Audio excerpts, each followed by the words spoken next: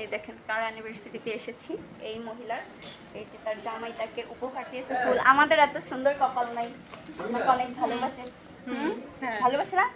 বলেন। হ্যাঁ অনেক ভালোবাসে। আর আমি দোয়া করেছি কি জানেন, জানি প্রতি বছর ফাতিয়ার মতো এক একজন আসে, বুঝেছেন? ফাতিয়ার মতোই লাগবে। আর এখানে কেক আসছে আমি দেখি নাই, ওটা পরে দেখবো নি নাকি, ওটা দেখি দেখি নাই তো। এই বড় কেক নিয়ে আসছে, তো ভাইয়া তো ভালোই করছে, আপনি তো শুধু শুধুই বকাবকি শুরু করছেন। ওখানে ভ্যানিলা ফ্লেভার ছিল, আমি আবার বলছিলাম যে চকলেট, হ্যাঁ বাচ্চারা একটু চকলেটই বেশি কিন্তু পছন্দ করে। ভালো হয়েছে, সুন্দর হয়েছে কেকটা।